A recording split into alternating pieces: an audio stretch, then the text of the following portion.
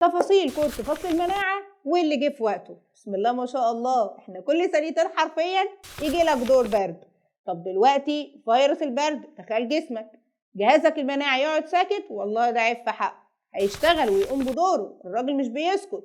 وهنا هتتكون خلايا ذاكرة، سجلات أرشيف بقى للفيروس ده، علشان لما يدخل الجسم مرة تانية خلايا الذاكرة تقوم بدورها، وبالتالي ما يظهرش عليا أعراض المرض.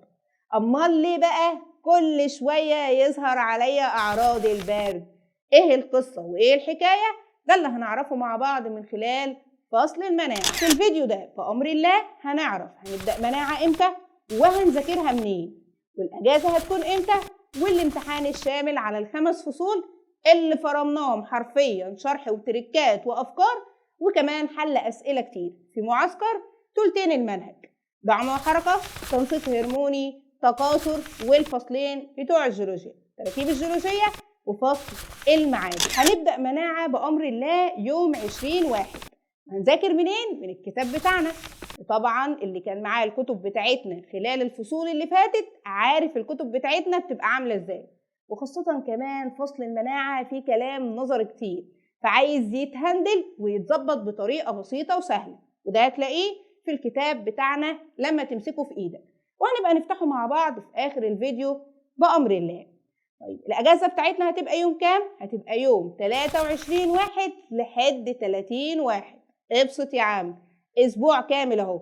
طب الامتحان الشامل بقى اللي هيزعلك هخليه يا عم بعد الأجازة، يعني بعد ما ترجع من الأجازة وتنبسط هيبقى عندك امتحان شامل 1/2. يلا بينا نشوف المخطط الزمني لفصل المناعة. احنا قلنا هنبدأ بأمر الله يوم 20/1، وده هيوافق يوم الثلاث، وده هننزل فيه أول درس في فصل المناعة اللي هو المناعة في النبات. خلي بالك فصل المناعة عبارة عن 3 دروس، فيوم الثلاث هننزل شرح أول درس في فصل المناعة اللي هو المناعة في النبات بكل سلطاته، سواء بقى فيديو مذاكرته، الحل عليه من الكتاب بتاعنا أزهر وعام، وحله من كتاب الامتحان، وأسئلة السنين اللي فاتت عليه. يا سنة تالتة الفترة اللي جاية عايزاك تكون منظم في الوقت، ما تضيعش وقت. الفصل بتاع المناعة والبيولوجيا الجزيئية العيال بتكروته، وفي أجزاء والله بيبقوا داخلين الامتحان وهم أصلا ما بصوش عليها، والأجزاء دي عليها درجات كتير في الامتحان، فتخلي بالك وما تراكمش حاجة. يوم الخميس الموافق بقى 22/1 ده هننزل فيه بأمر الله شرح الأعضاء الليمفاوية، وطبعا فيديو مذاكرة وفيديو حل عليه من كتاب الامتحان. نيجي بقى للأجازة بتاعتنا من يوم 23/1 حتى 30/1، ودي هعمل لها فيديو لوحده وهقول لك تعمل فيها ايه بالظبط. هنرجع بقى خلاص هتمتحن الامتحان الشامل، وده برضك هعمل له فيديو لوحده، هيبقى 1/2 هقول لك كل التفاصيل بتاعته. يوم الثلاث بقى الموافق 3/2 ده هنشرح فيه بأمر الله خلايا الدم البيضاء والمواد الكيميائية المساعدة، وفيديو مذاكرة وهنحل عليه من كتاب الامتحان. يوم السبت 7/2 هنشرح فيه الأجسام المضادة وطرق عملها، ودي مهمة جدا جدا بيجي لك عليها سؤال في الامتحان. ده غير بقى فيديو المذاكرة بتاعها وحل عليها من كتاب الامتحان. وبعد كل درس زي ما قلت لك بيبقى فيه أسئلة في كتابنا للعام والأزهر، وهنحل طبعا أسئلة السنين اللي فاتت على الدرس ده. يوم الثلاث الموافق 10/2 ده هننزل فيه بقى بأمر الله خط الدفاع الأول وخط الدفاع الثاني، يعني المناعة الطبيعية. أوشكنا على الانتهاء من الفصل اهو. طبعا فيديو مذاكرة وعندك كمان حل عليه من كتاب الامتحان.